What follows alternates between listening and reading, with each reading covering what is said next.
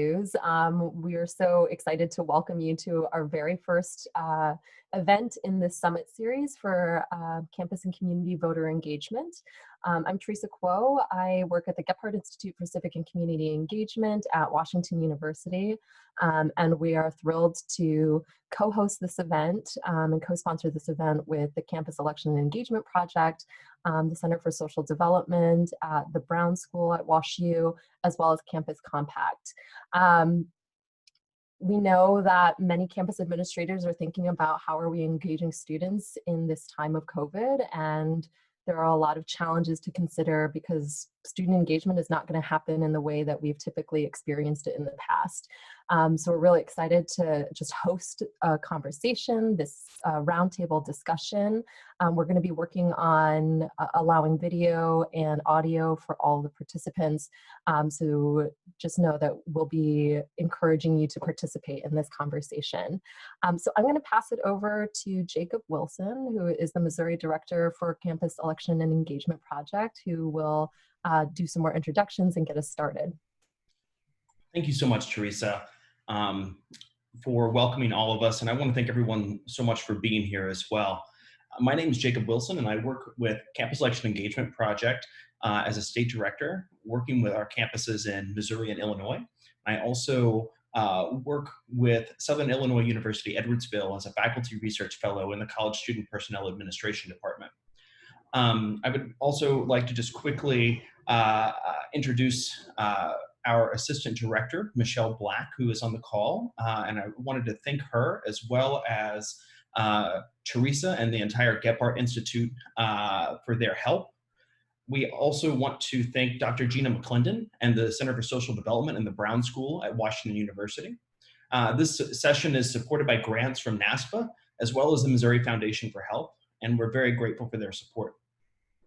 Today's session and this year's summit, much like the rest of the past 6 months or so, is going to be a little bit different. COVID has made many student voter engagement practices, such as registration tables, class visits, and debate watch parties, either very difficult, if not completely impossible.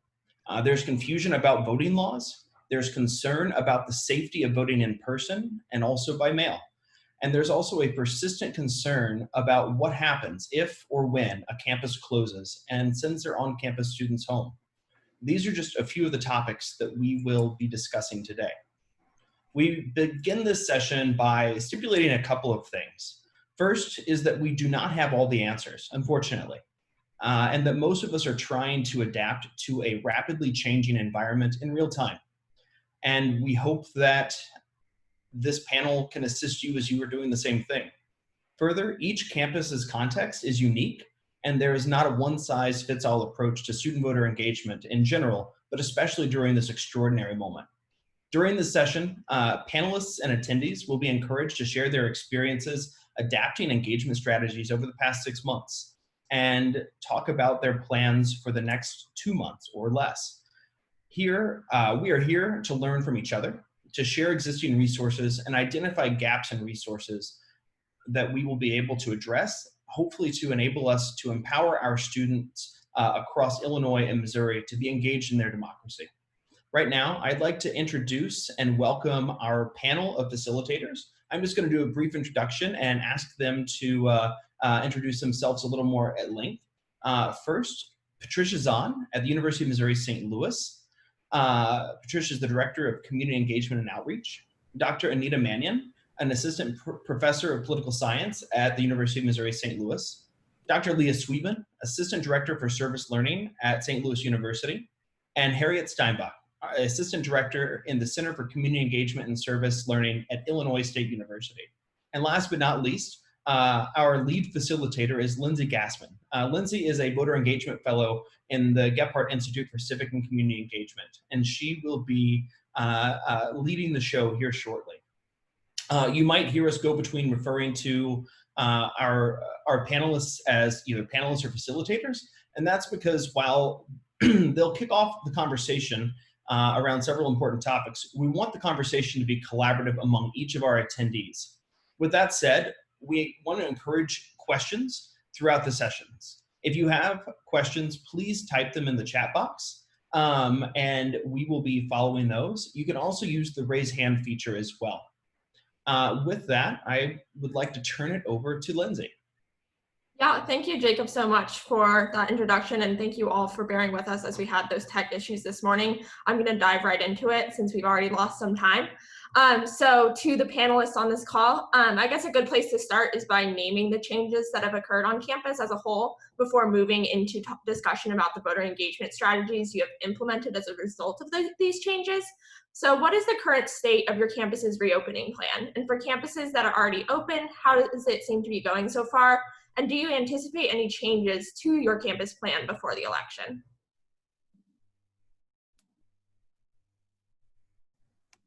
I can start with that. Hi, everyone. I'm Harriet Steinbach from Illinois State University. We're in Normal, Illinois. It's right in the middle of the state. So our plan has changed, and we started working on our plan kind of last fall, but definitely February, March, as a part of the process for receiving the voter-friendly campus designation. And so, which is a great process to go through to prepare a comprehensive plan. And we did that, but we started that pre-COVID. So everything was so contingent upon in-person activities and traditional tabling the register to vote, those kinds of things.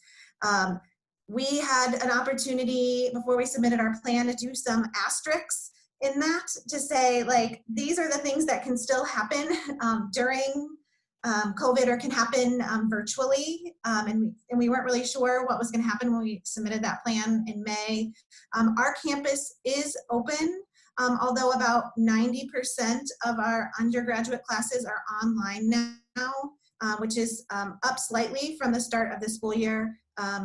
This is our 4th week of class. Students have the option to live in the residence hall if they would like to, but also have the option to leave without a contract penalty at any point, because if you're following the news of those COVID campuses, ISU's name is getting tossed around a lot. So we do have rising cases, and so it continues to affect our plan. We continue to modify even spaces that we physically can't be in, even though we can be on campus.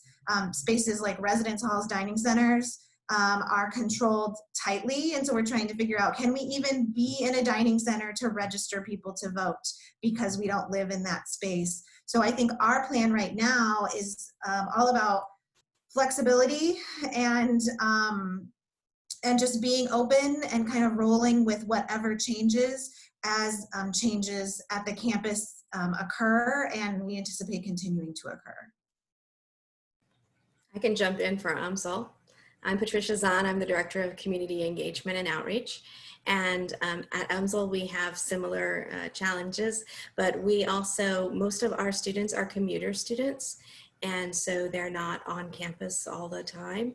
We do have a residential population, and so we're thinking about different ways of working with them and reaching them. But as you said, most of our classes are online this semester. And so we had already been talking about ways that we could reach our student population through social media and trying to do a better job with that. So we've been working with our students to try to inform and get information out via those channels. The challenge, of course, for us and for all of us this year is that we do have people on campus, but we're not really tabling. We might be doing some things in the dorms, but not regular tabling in our student center like we had done before. We're not having events where we would have voter registration and information. All of the panels, we've adjusted to doing them online, and similar to all of the rest of you, I think. So those are the things that we've been working on, and then also just thinking about how can we deploy better use of technology, doing video and that type of thing. My colleague Anita Mannion is here, so maybe Anita, you can jump in and talk a little bit about what you're doing as well. Yeah, I would agree with everyone else of sort of the status of campus. It's pretty much a ghost town and trying to do lots of things virtually. I would say another thing that's changed this fall is funding. So we had a lot of externally and internal grant funding for campus election engagement type projects, things like shuttles for election day, which are no longer stuff that we can do, for events, for printing. And so a lot of that funding, both internally and externally, has been cut. So that's been another challenge we're encountering. Hi, good morning. I'm Leah Sweetman from St. Louis University. My pronouns are she, her, hers. St. Louis University is located in Midtown St. Louis, and we are back on campus. Students have moved in a few weeks ago. Classes started October 17th. More online courses than usual, but some in-person classes. So yes, things have changed. I think I can echo all of you in what you have said. So events, for the most part, have been canceled. So we can go deeper into how we do voter registration and get out the vote work with the new standards and not being able to have events inside. So our plan is evolving, I feel like every day, but we are grateful that our students are with us and that they are very energized no matter how that we reach them. And I think today I'll focus a lot on our student leadership, just knowing that I am at home, but they are on campus and better connected. Even if they're using their technology for being connected, they are peers, right? And they can have more influence on one another. Our plan is the students will return home Thanksgiving. So we are hopeful they will still be with us on election day, and those who are registered to vote with their campus addresses can vote on our campus. So we will be fast to change our message if that changes. Thank you. Yeah, thank you all for sharing. I think that theme of everything being up in the air, and even though having this plan, students are coming back, what if they are sent home? All these concerns are things that are on top of mind for everyone right now. I'm curious, given that your students are back, what has been your reflection so far in the first few weeks of school of how these new ways that you've adapted voter registration and voter engagement strategies on your campus? What's your sense of how they've been working so far and some successes and challenges that have come out of them? Well, one of the things I was working on this semester, I teach political science, and I was doing an interdisciplinary course with honors, gender study, art, and it was supposed to be a community engaged course where we worked both on campus and in the surrounding communities of Ferguson, Pagedale, Pine Lawn, to work on voter registration, voter education, and get out the vote efforts. So our funding was cut. We are online. It was supposed to be an in-person class. So we can't go into communities like we had intended. So really trying to adapt those strategies to a virtual environment. How do you get students to work in teams when you're working online? We have two groups of students working purely on social media around all of these efforts. So that's been helpful. Yesterday, we had a guest speaker who's an expert in developing social media campaigns come and help our students think about how to target 18 to 29-year-olds, how to target college students, about messaging and different venues to use. So we're really trying to empower students to drive a lot of these campaigns and figure out how to help them. Since we are trying to reach young people and now in a almost purely virtual environment, my colleagues and I feel that students know how to reach other young people better. They're using forms of social media that I'm much too old to even understand. And so we're really trying to empower them to take the lead and help facilitate that.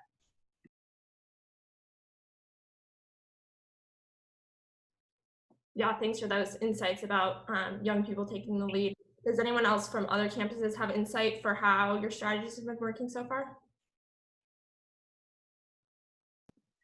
I would say one silver lining the students have shared with me, since they have fewer places to go and they're supposed to stay on campus, they're a little more in tune to their email and the messaging on campus. So I am hopeful that will continue, not for their sake, but I guess for our sake, that they will read and follow along what they see. And there are fewer events, of course, even with virtual events possible, that they will just be a little bit more in tune with the messaging from the university. I think for ISU, it's a little too soon for us to tell. I think as much planning as we did, we're still slow in our starting, and really just now getting our virtual events off the ground. I think just readjusting based on the campus, and the campus constantly changing has just given us a slower start. But I would agree with what the other folks have said about student leadership. And so we're lucky enough to have an engagement fellow, and we also have another student that we've hired to lead our voter engagement efforts. And I really have put that to them to say, meet students where they are, listen to all students, anyone who wants to be involved, we'll find a way for them to be involved. And yes, I'd like to have more momentum at this point than we do, but I think I've just shifted the plan to, you know, maybe around like September 22nd, National Voter Registration Day, we have more plans there. So maybe the momentum kind of starts there, which is later than we would like, but better than nothing given the situation that we're in. I think that's what we're doing as well at UMSL, is using some different dates to kind of use, like next week we've got Constitution Day, and then National Voter Registration Day, and then, you know, different activities, different events that are coming up that people know about, and kind of building around those. And that's helpful. The other thing, just to echo what you said, is the students are very interested and want to be engaged and are looking for ways to do that. And we're very fortunate as well to have CEEP fellows this semester. So thank you to CEEP. You guys are awesome. And our fellows said, you know, they want to go into classes and talk to students. And so they'll be popping in via Zoom sessions to visit classes and speak to students from a student perspective. So it's very different than a faculty member saying, don't forget to register to vote, don't forget to vote, but really from that student perspective. Yeah, I'm hearing a lot about the power of students right now. Are there any other new technologies or different techniques that you're implementing given the changes to the campus this fall that have shown promise? I don't know that it's new technology, but we do use TurboVote.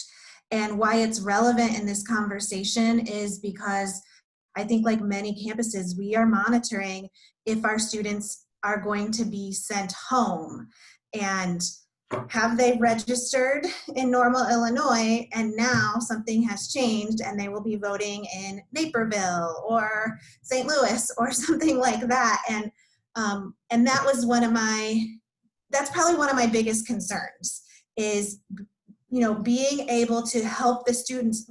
We don't want any student to be in a situation where they can't vote. And so Illinois has good, is a pretty voter-friendly state and has same-day registration.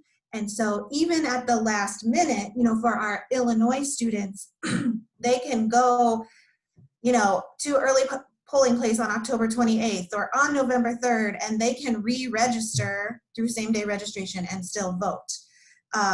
But we have out-of-state students. We have our athletics office is part of our voter engagement coalition, and they have expressed concern because they have a pretty high percentage of out-of-state students. And so figuring out how to navigate some of that, really early voting. In Illinois, you can start early voting on September 24th. But also helping those students that are out of state, how quick, you know, like when can you get your mail-in ballot and just send it in, right? Like we're having to navigate some of that stuff. But one of the pieces with TurboVote, back to the point about technology, is just that TurboVote, we can access the data. It's going to tell us everyone that has registered, you know, this semester. And so we have a way to message those students. If we have a sudden campus change, at least we can communicate with those students that have registered or changed their address through TurboVote to say, hey, here's what's happening and here's what you need to do you know, here are your options in terms of voting or changing your registration, those kinds of things. Another basic thing that our CEEP fellows and my students are collaborating on as far as technology is coming up with like Zoom backgrounds. So I see some of you have your digital backgrounds. So what can we do with some of the Zoom backgrounds that might have voter registration deadlines or other things there as reminders for students?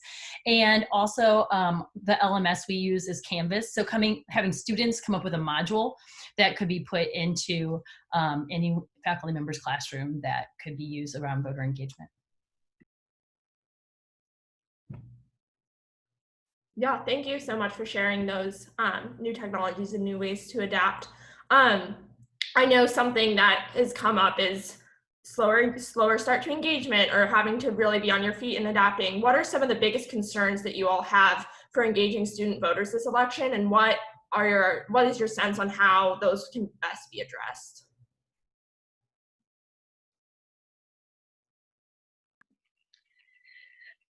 For me, the concerns about absentee voting, so we sit, on the border of Illinois, and so we have a lot of students who live in Illinois, a lot of students who are outstate Missouri, but then we're a national campus, we have students from all over. So even in a quote unquote normal year, we would have a lot of students choosing to vote absentee. And inevitably, they will come and say, I never received my absentee ballot. What can I do? And it's election day. And unfortunately, in Missouri, they can't decide to claim their local address on election day. Now, in other states, yes. So I suspect that this will be a bigger issue because of just the sheer numbers of people voting absentee. So what we are doing is following advice of national organizations and here in the state of Missouri saying, create a plan. What is your plan? So not only are you registered to vote or are you registered to vote at your current address, but what is your voting plan? Or do you have a voting plan? So that they aren't thinking, well, I can order my absentee ballot by some deadline that is very close to election day. Instead, they're thinking, oh, I need to order that now. I am already registered, or I'm going to get registered next week and I should really turn around and order the absentee ballot. Or they will think more closely on what could I register here and vote here instead. So we aren't telling them what to do, but encouraging them to have that plan. You're shaping the language for voting plan.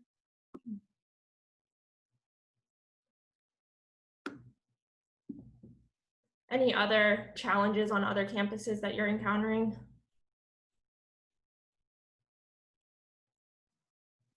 Kind of in the realm of challenge, one of the things we're trying to plan for, which is, I guess, a lesson learned from 2016 was that our voter engagement work doesn't end on election day, and that how we need to be more prepared post-election. And so I think that's just a hard lesson learned 4 years ago. And so we're kind of, we're making a plan. We have a few different things for the 4th, 5th, and 6th that we're hoping to happen on campus. But I think it's just the political climate of our country makes it very unknown.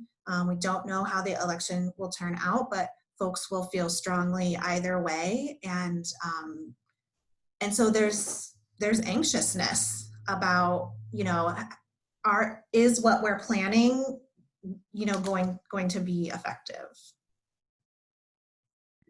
I think another concern I have beyond the voter registration and the actual act of getting their ballots, which are big concerns, is the voter education piece. So we often do, panels and documentary screenings and stuff on campus and serve lunch or do extra credit or classes, a faculty member brings their whole class. So you get captive audiences. And I think one strength we have is we are collaborating with lots of student organizations, CEEP fellows, alumni groups, off-campus organizations. So I think there's a good collaboration we have this year, but I worry one of the downfalls is like Zoom burnout. I mean, how are we going to get folks to come to the documentary screening and the panel discussion and all of this? Especially, a lot of time we bring classes and we now have mostly asynchronous classes. So that's not a thing either because they're online. So the voter education piece to me is still a big unknown. Yeah, for sure. These are all things we've been thinking about at Washington University as well, just thinking through how do we use this limited time before the election to really get started on voter registration, but then voter education comes and then notaries come and then the post-election comes and there's just things coming up one after another, and it's how do you do this holistic and comprehensive plan, I think is definitely relevant. Speaking of some of that, one of the next steps after voter registration, we got a question through the chat that was, how are your campuses helping students who need a notary for their absentee and mail-in ballot, given that it requires such closeness? So I think this is something that's more relevant for the Missouri campuses present here, but would love to hear what you all are thinking as far as bringing notaries to campus and really supporting students with absentee and mail-in voting in that way. This is something that we've talked quite a bit about at UMSL over the last several years, and we have a bank on campus that has a notary it's in our student center, so there's someone there all the time that's a notary, so we're trying to make sure that information is out. We have a list of notaries throughout the campus, and so we're developing that and making sure it's updated so that students and community members can come. We're also doing some different notary events that we will be hosting on campus. Our Alumni Association has developed a group of volunteers who have become notaries to come on campus and help with this. And we're also partnering with a community organization, a Red Circle, and they're doing some notary events, drive-through notary. And so partnering with them to provide notaries and then just be present on campus and then around the campus as well. Have you had any ways to adapt that to the COVID sense? Like, have you encountered issues with the close contact nature of notaries? I know you mentioned drive-through notaries, but have there been other innovative ways to make sure that people can still get their ballots notarized while being conscious of the ongoing pandemic? So we haven't had a notary event yet. We will have them, that we're planning on that. So those are all of the things that we're talking about, making sure that we're safe. We've ordered masks for the volunteers and everything, so. And I think we're planning on having those events all outdoors too, not inside. At St. Louis University, similar plans, developing a list, and was already generating a list for notaries who have been willing to do this beyond our campus bank. We have a U.S. Bank branch who's done a lot of notarizing for us, but we also have a number of offices on campus who have notaries in them and who have volunteered. So we create this list and make sure they are on campus, and if they're not, a few live close to campus and are open to doing some things very one-on-one. So less of an event, but more of a transaction that you would do at a bank. But we do have, if we did have a table, we have plexiglass shields, or if they were in their office, if they are working on campus now, which some of our staff are, they already have the plexiglass shields. And so it would be like going to cash a check or going for other services in the administrative units on our campus. So that's how we will treat that. The Center for Service and Community Engagement also has 2 notaries on our staff. So as we're messaging around other kinds of help, we will remind people that we can serve them. And I was just commissioned on Friday, so that was part of our plan that we would provide more notaries and can be very remote, very one-on-one, meet people outside to do it in less of an event way. But we'll need students to do, again, part of their planning if they need something notarized to figure that out with more than 30 minutes to spare or something like that, right? They need to reach out and probably make an appointment. I also got commissioned a few weeks ago, so congratulations. You too. Yes, at WashU especially, we've seen a big spike in students who are wanting to become notaries too, because they're like, how can we help, what can we do? And so there's been students who have been becoming notaries too. Another thing we've done as far as managing the flow with COVID consciousness is put up sign-up sheets where 3 people can sign up in any 15-minute window. And so you're never, even though you have a notary sitting outside for a couple hours, there's never more than 3 people at that notary event. And then you have their information for if you need to do contact tracing or anything like that. Just having that as another way for a running online sign-up sheet that we constantly update as more notaries become available, just so we can control the crowd through that way. So obviously notaries are one way that you all have adapted to meet your students' needs following guidance from the campus and guidance from the CDC as far as safety standards. Do you have other examples of programming that you've been able to figure out how to do in person or have been able to adapt well to meet CDC guidelines and guidelines from the campus? We are still planning to do some in-person tabling outside. We did do tabling during our welcome week, which was very different as most of the events from the welcome week folks were virtual events, but they had some space outside every day where students would come to get their free t-shirt and get their free face covering, and they always had from like 12 to 2 some kind of like, you know, make your own bamboo plants, or like make spray chalk, you know, all of those kinds of like campus activity kinds of things. Our welcome week was also extended from like 5 days to 10 days because move-in was extended. And so we were out there all 10 days for about during that core time, you know, when people would really be coming to get good stuff.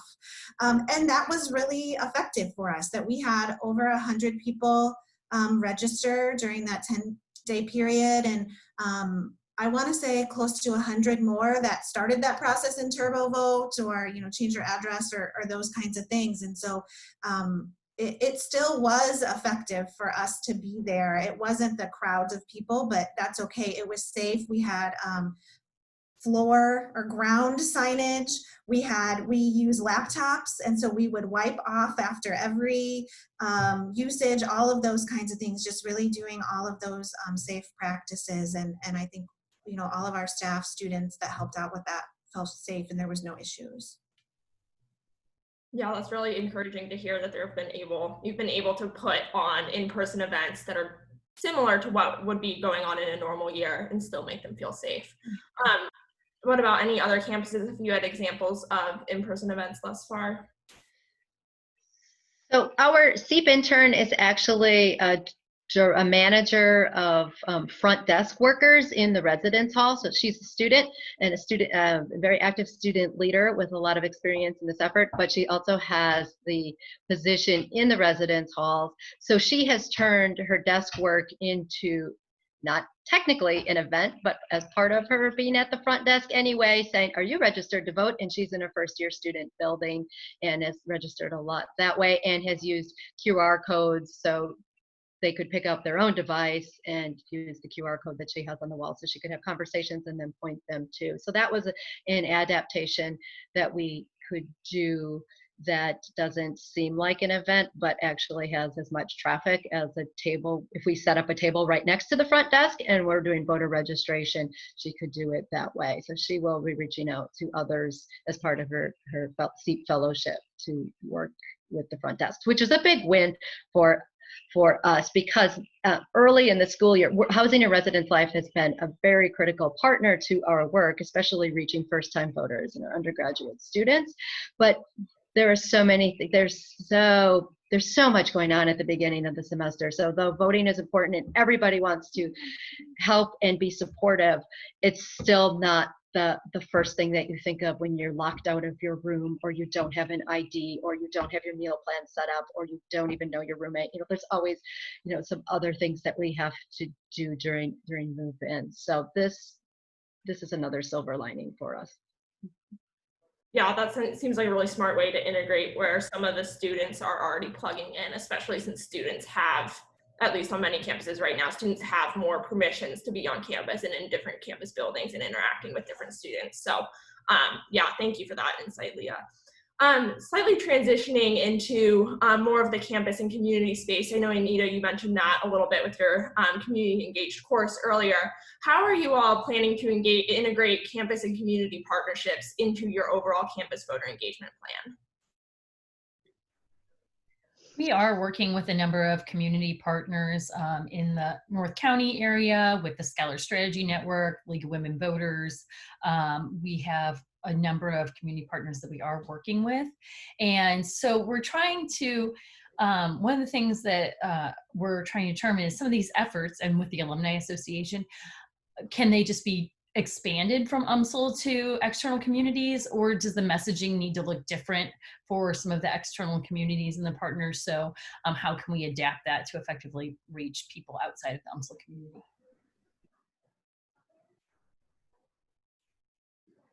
Yeah, I'm wondering, so something that's come up at WashU a lot is students who are wanting to be poll workers for this next election because of the extreme shortage of poll workers around the nation, as well as the fact that many poll workers are more old and so are more susceptible to COVID in that way. I'm curious, has this been a similar push for poll workers on your campuses, and how are you integrating that student desire into overall voter engagement strategies? Lindsay, I was actually just about to say, Anita, could you talk a little bit more about what we're doing around election poll workers? Because we actually have a couple of classes that are coming together to do a program around that. So Anita, could you speak to what we're doing on campus? Yeah, usually every election year I have directors of election from St. Louis City and County come and visit, our big political science intro classes and things like that. We can't do that this year, but we're having St. Louis County and City directors of the Board of Elections do a Zoom on September 29th. And we're having classes from communication, social work, political science, art, honors, gender studies, all attending that Zoom and learning how they can be poll workers, and then potentially scheduling a training customized for students at UMSL so they can be prepared to be poll workers. And they can also get their questions answered about all the uncertainty they have around voting.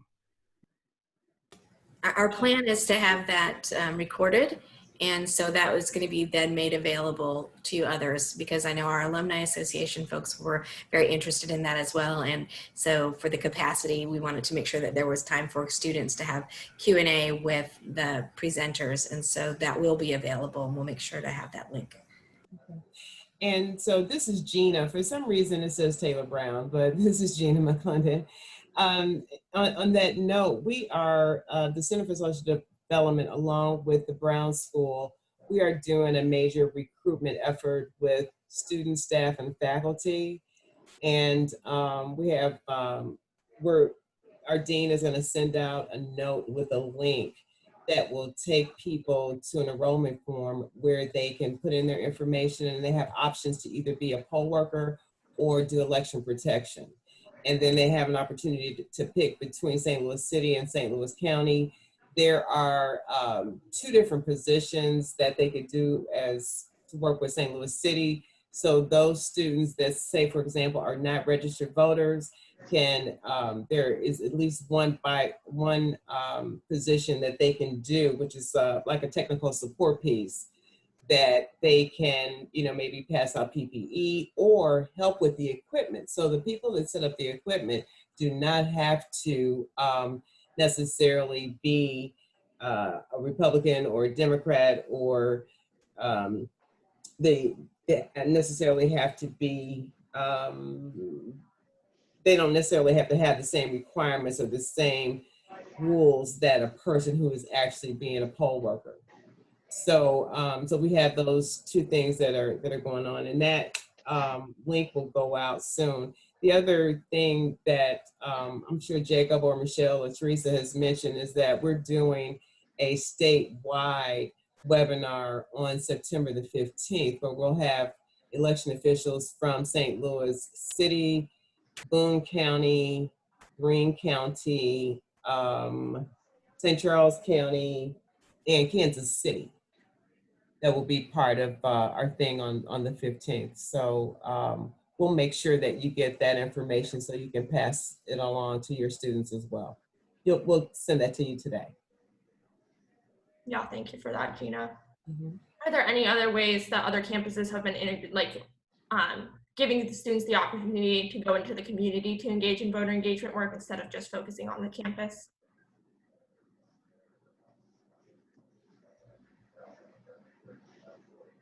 Well, then sorry, go ahead, Leah. Oh, sorry. Just real quick, we've been partnering with Metropolitan Congregations United, MCU, here in St. Louis. We're pairing some census work, so they're doing a lot of push right now for undercounted areas in St. Louis City and St. Louis County. They're looking for door knockers and phone bankers, and they will also do voter registration. So they're trying to pair the 2 things over the next few weeks. So this can be a service learning opportunity for us, or just students who want to volunteer to help at this time. Yeah, and you make a good point of combining census with voter engagement work to have a holistic civic engagement strategy, and especially bringing in people who may not be able to vote, but they can participate in the census, et cetera, and making that a holistic thing.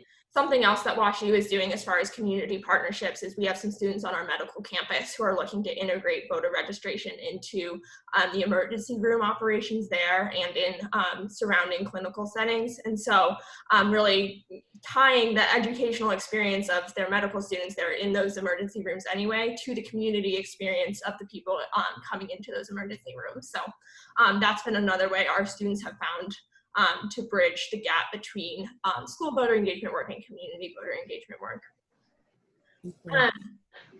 Jacob, I want to turn it to you real quick. Have there been any other questions through the chat, or and if not, I'll open the floor briefly for other participants on the call if you have any questions or reactions as we hit this point in the session. Yeah, right now, there are no outstanding questions in the chat. There have been a lot of great resources shared, so thanks everyone for that. So yeah, let's open up the floor for questions. Yeah, feel free to turn your mic on and ask questions. I do have one other announcement to make. This is Gina McClendon again. We, in the same vein in terms of helping or getting students engaged, we are participating, we have a small role in an event that is called our March to the Ballot Box. And in several metropolitan cities, there is a huge march around voting. And so St. Louis, we're going to do it here. Our partners are St. Louis Area Voting Initiative and the St. Louis Area Election Protection Coalition. And what we're organizing now is a march from the courthouse, from the Dred Scott Courthouse, where we'll have a couple of people that will talk about voting and the importance. And then we're going to march down to the election office on Tucker. Yeah, so it'll be a short march. So some people will walk, some people will do caravan. Well, and this is going to be on September the 22nd on National Voter Registration Day. So the idea is to try to get people registered to vote. At that point, if they can vote absentee, if they're registered to vote, because absentee voting starts that day if they live in St. Louis City. So we're developing the materials for that, and I'll make sure that you guys get that. We'd love to have your students, faculty, or staff be engaged in that as well. Also at UMSL on Constitution Day, September 17th, we're hosting a documentary screening of the film Suppressed. And we have a panel discussion afterwards, which Gina will be one of the participants, AKA Taylor Brown. And I will be the moderator for the event, but that is free and open to the public. So I will send that flyer and information to Michelle, and then maybe she can put that on the resources. It will be online, so via Zoom. Yeah, it'll be on Zoom, and then we'll be live streaming it on our social media as well. Yeah, thank you both for sharing those resources. Does anyone else on the call have questions? Or again, I echo Jacob and thank you all for putting all these resources in the chat. Would anyone like to unmute themselves and speak about any of the resources they've brought up? Or if you have any questions, I welcome you to do so.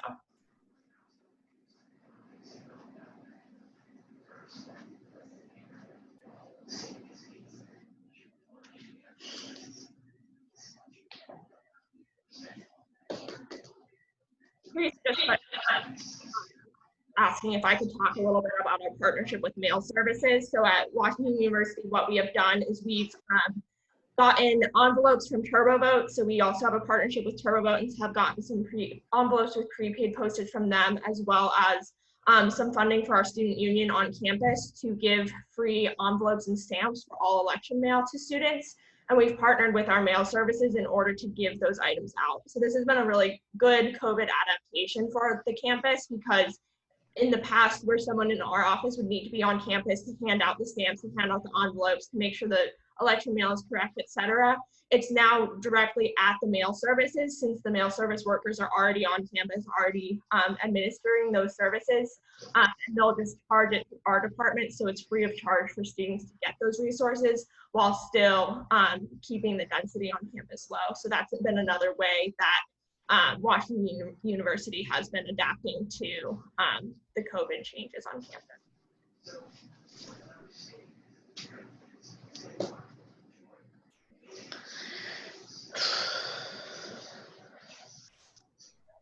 Hi, this is Eva Pearson from Farmingdale State. May I ask a question? Yes, please go ahead.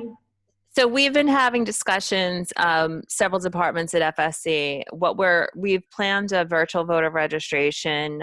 We were doing one virtual voter registration day and one also for Constitution. We would do obviously in person and hand out our little pocket constitutions and all that kind of stuff. So as everybody was saying, it's quite a challenge because we are mostly a remote campus. We're located on Long Island in New York, so we were hit pretty hard by the COVID pandemic.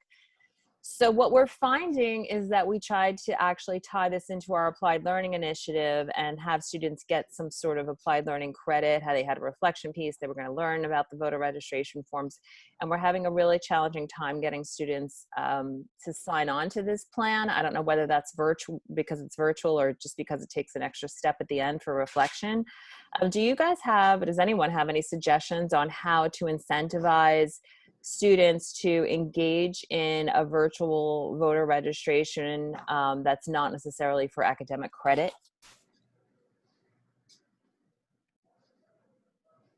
That's a tough one, but there you go.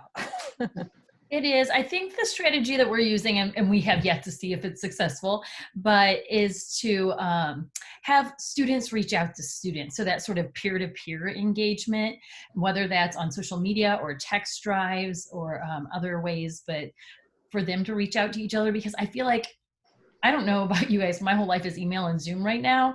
And I think students are feeling that same fatigue. And so finding other ways that might be more interesting or feel more personal to engage them in those. Yeah. And I think that Rock the Vote actually has a framework where they want each student to contact 3 other students or get 3 other students to commit to vote, if I recall correctly. So that framework, that seems to work. That's right, similar framework. Yeah. Yeah, an extension of that, one thing that we're doing at WashU is having students partner with specific student groups. And so it's tailored to even a subset of students in that way. So the voter registration is specifically for the student group. They do like a quick presentation and then just ask like, what questions do you have about voting? Like, how can we specifically support you all as you are registering to vote and going to turn out to vote eventually? So it feels like a much more personalized voter registration drive rather than being a broad campus push for it. And I've found that having students make those asks and students connect with the other student groups has been beneficial as well. That is our plan too at St. Louis University, working with our student organizations and having our student leaders from our office reach out to the different organizations, and maybe one takes Greek life, maybe one takes the intramural sports, one takes some of the multicultural organizations, and then reaches out, dear ABC organization, could I come to your membership meeting, even as a Zoom session? And we say, everybody check your registration. Are you registered to vote? Send a link in the chat box, or train them with a little video if their organization's leadership wants to do it as part of a meeting, or send it out if they're not going to be meeting in the next month, have them send out instructions, with a QR code or a short video or something fun and engaging in ways that they would normally contact their membership. And I agree with Lindsay, this would feel more tailored than a big tabling event to everyone, but it would be members of your organization. Maybe they include, this is why this election is important to us. We're a mission-based organization, or we're a leadership organization, or we're a student organization on, as part of a healthcare team, or part of a, some interest group that's very committed to voting, and so they can reach some of the first-year students that way. So this will be a series through either a video, an email group, or coming to a meeting that's probably not happening in person, but doing this little training. And it won't have to be their entire meeting either, just a short piece. I think that's going to be effective. Thank you all. Any other questions from anyone else on the call?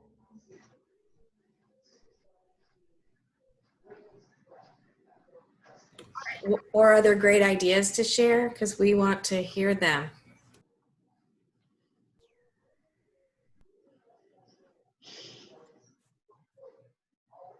I was just going to share real quickly. I think I don't know if she hopped off the call, but I really appreciate the conversation around post-election.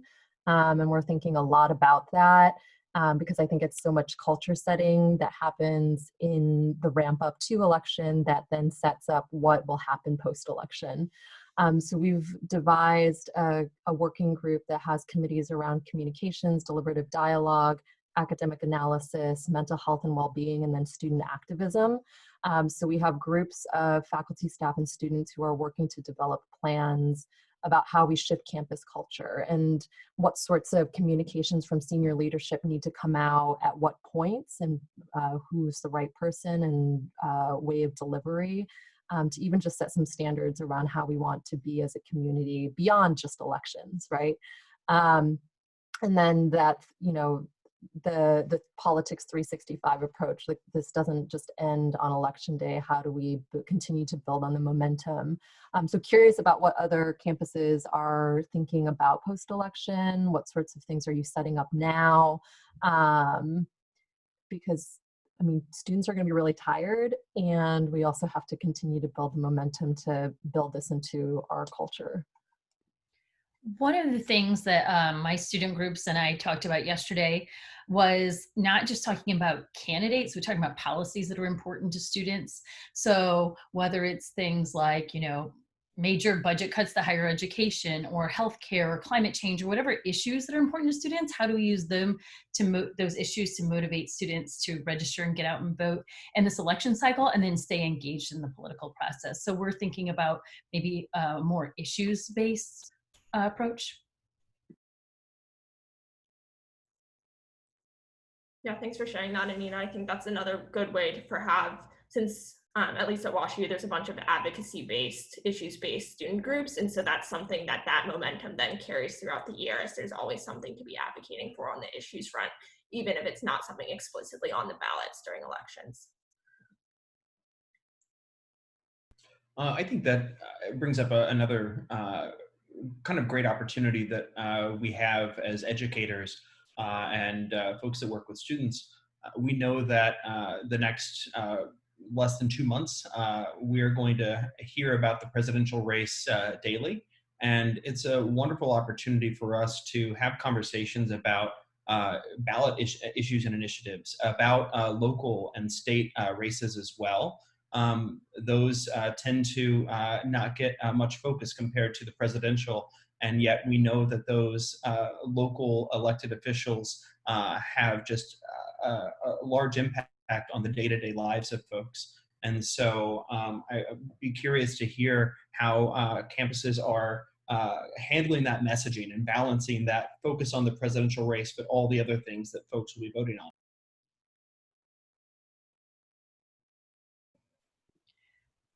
In 2016 and 2018, and again in 2020, UMSL, we've done a panel each year on statewide ballot initiatives.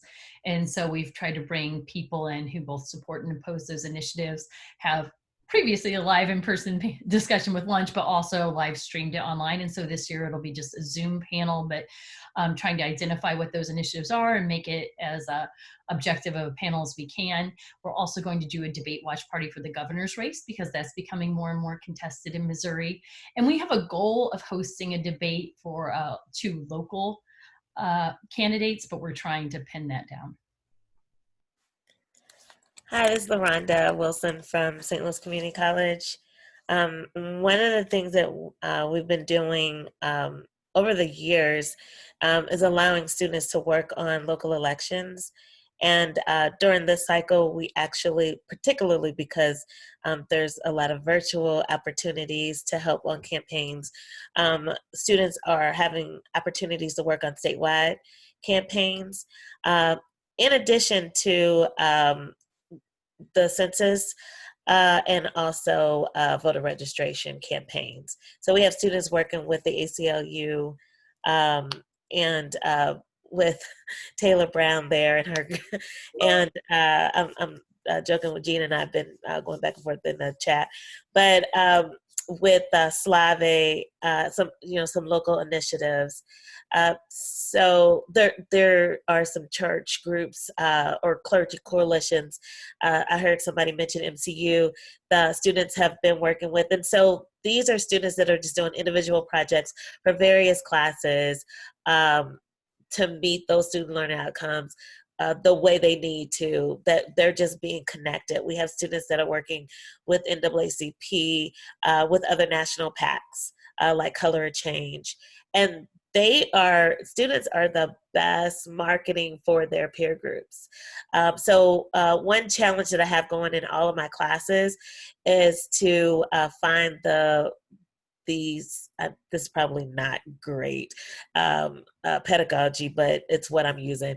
The best social media influencer who can reach out to the most people who are not registered to vote and get them registered to vote. And at the end or right after midterm, they can have their bragging rights, and we all have to kind of give homage to them. And that's just like something fun that we're doing in my individual classes. I haven't necessarily extended that opportunity out to the campus. Thank you so much for sharing, Rhonda. Are there any closing thoughts? If not, I'll pass it back to Michelle to close out our session. I want to be cognizant of what time it is. I had one final resource I wanted to share particularly for our Missouri campuses and Illinois campuses with Missouri students. I just put it in the link. movote.org is a nonpartisan effort in Missouri to simplify the absentee ballot process. So CEEP partners with vote.org nationally. One of the challenges with vote.org in terms of absentee ballot is that students still have to print out their application, sign it, and then mail it. And what movote.org does is allows them to sign the application on a touchscreen device, and then it will save and email that PDF to them. And it will also include the email address of their county clerk or local board of elections in that email, and it says, hey, please copy this address and forward it to them. And so in terms of tools for absentee voter applications, it's the best that I've found in Missouri. And so I encourage you all to take a peek at that. Yeah, thanks for that resource, Jacob. I'll pass it off to Michelle to close us out. Thank you all for coming. I will be compiling all of these resources and sending them out to our participants. We appreciate all of your time today and bearing with us with the technical difficulties. But I think it's been a really good working session, and I'm looking forward to the continual sharing of ideas as we try to figure out this election season.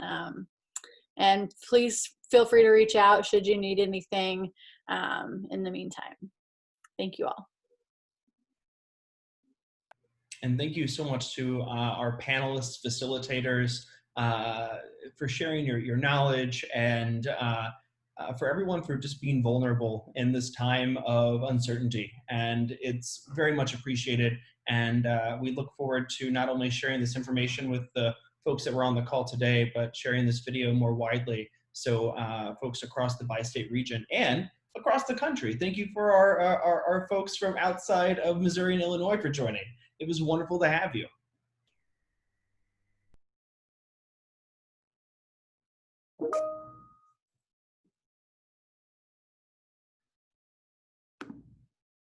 Thank you all. Thank you. Bye. Have a wonderful afternoon, everyone, or morning and then afternoon. Thanks. Thanks, Jacob. Thanks, Michelle. Good to see you all. Great. See this you. was fun. Bye.